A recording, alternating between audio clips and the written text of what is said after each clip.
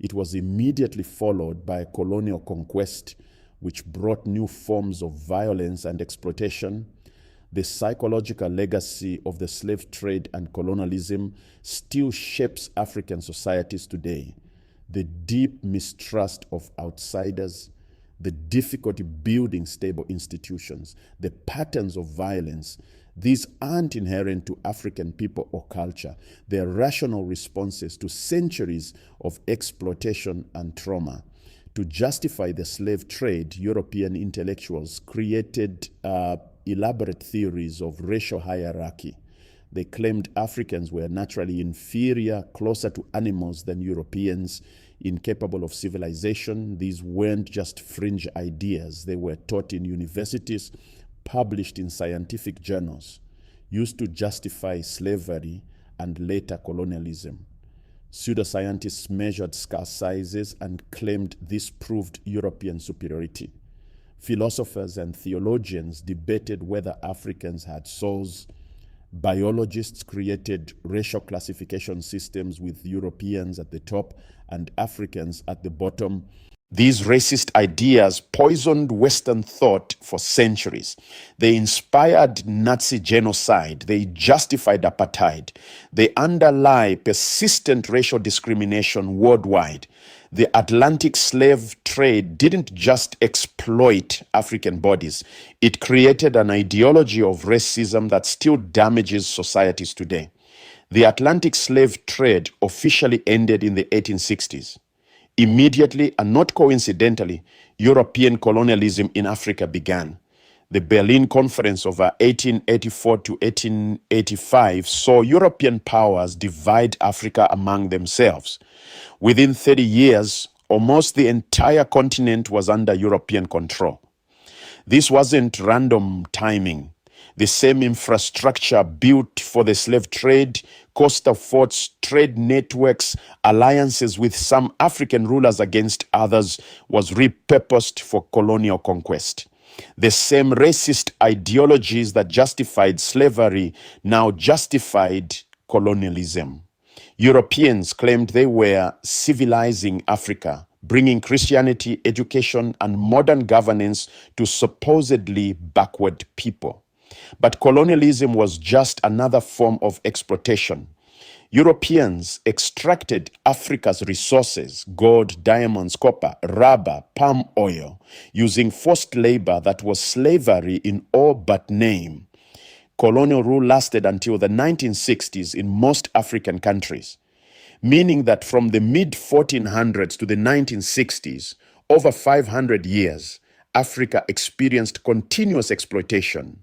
First the slave trade, then colonialism.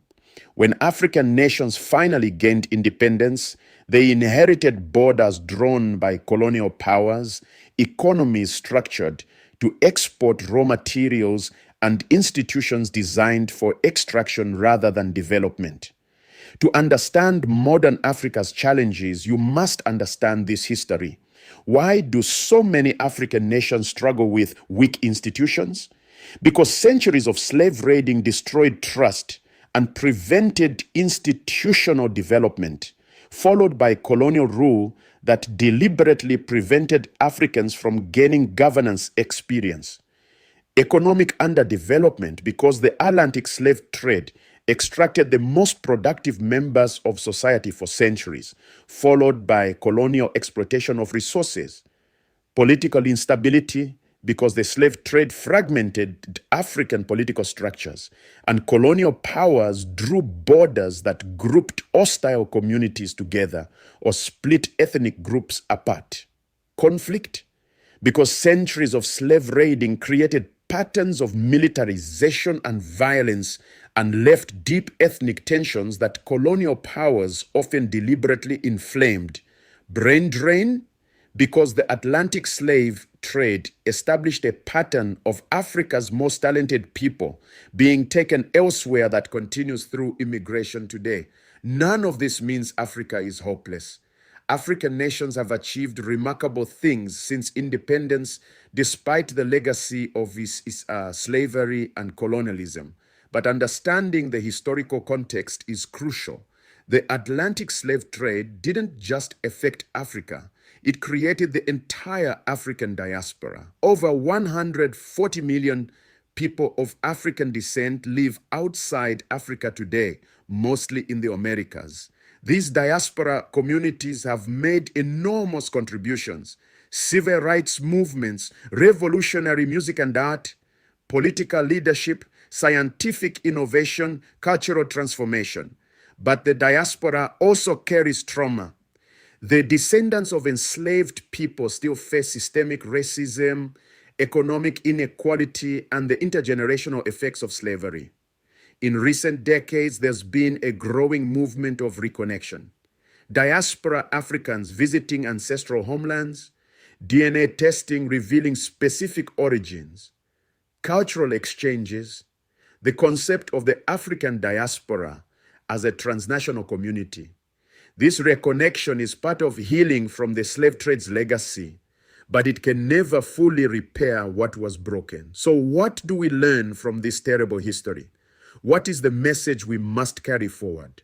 First, the Atlantic slave trade was not inevitable. It was not natural. It was not the result of African inferiority or European superiority. It was a series of choices made by individuals and institutions over 400 years. Choices motivated by profit. Choices that treated human beings as commodities. Choices that required elaborate lies and self-deception to justify. Second, Africans never accepted slavery passively. This is crucial to remember. Every step of the way, from initial capture through the Middle Passage to plantation labor, Africans resisted. They fought back during raids. They rebelled on ships. They escaped from plantations. They preserved their cultures and passed them down through generations. They built new societies in the Americas. They organized abolition movements. The story of the Atlantic slave trade is not just a story of victimization. It's a story of resistance, resilience, and survival against impossible odds. Third, the consequences are still with us. This isn't ancient history. The Atlantic slave trade ended just over 150 years ago. That's 2 or 3 human lifetimes. The racial ideologies created to justify slavery still poison societies. The economic patterns established by slavery still shape global inequality. The trauma experienced by enslaved people still affects their descendants. The demographic catastrophe in Africa still impacts development. Understanding this history is not about assigning blame or creating guilt. It's about understanding the world we live in. Why is there a racial wealth gap in the Americas? Why do African nations face particular development challenges? Why does racism persist? The answers lie in large part in the Atlantic slave trade and its aftermath. Fourth, human beings are capable of incredible evil and incredible good. The Atlantic slave trade shows humanity at its worst. The casual cruelty, the systematic dehumanization, the willingness to torture and kill for profit. But the same history shows humans at our best. The enslaved people who maintained their dignity and humanity. The abolitionists who fought for justice despite personal cost. The rebels who died fighting for freedom. The parents who passed down culture to their children despite everything. Both capacities exist in all of us. Understanding this history is part of choosing which capacity we'll nurture. Fifth, historical justice matters. Many people ask, why talk about slavery? It's over. We should move on. But the effects aren't over. You can't have centuries of exploitation and expect everything to be fine as soon as it officially ends. Genuine reconciliation requires acknowledgement.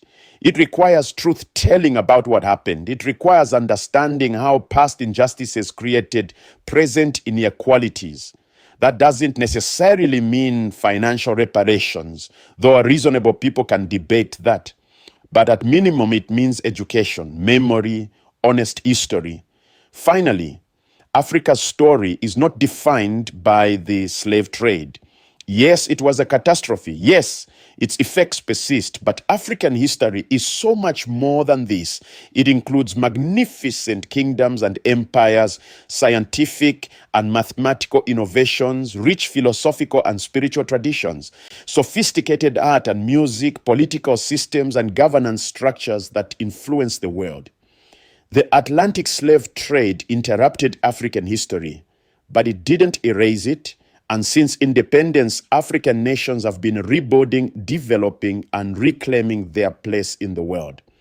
The story of Africa is ultimately one of resilience, and that resilience continues today. The Atlantic slave trade was one of the greatest crimes in human history. For over 4 centuries, millions of Africans were captured, transported in horrific conditions, and enslaved in the Americas. Millions more died in the process. The demographic, economic, political, and cultural consequences reshaped Africa and created the African diaspora. The racial ideologies created to justify slavery still poison societies worldwide. But this is not a story of helpless victimhood. It's a story of African resistance at every stage, of cultural preservation despite everything, of communities that survived and even thrived despite centuries of exploitation. If this documentary taught you something, if it made you think, if it helped you understand our world better, please hit that subscribe button. Africa Hidden History is committed to telling the stories that mainstream history ignores or distorts. Every week, we bring you new documentaries exploring African history from African perspectives, because Africa's story deserves to be told truthfully, completely, and with the depth it deserves. Next week, we'll be releasing a documentary on the Haitian Revolution, the only successful slave revolt in history and a direct response to the Atlantic slave trade. You won't want to miss it. Hit the like button if you found this documentary valuable. Share it with someone who needs to understand this history, and leave a comment telling us what aspect of the Atlantic slave trade you'd like us to explore in more detail. Remember, African history is world history. The Atlantic slave trade shaped the modern world for both Africa and the diaspora. Understanding it is essential to understanding where we are and where we're going. Until next time, keep exploring the hidden stories of Africa. This is Africa Hidden History, signing off.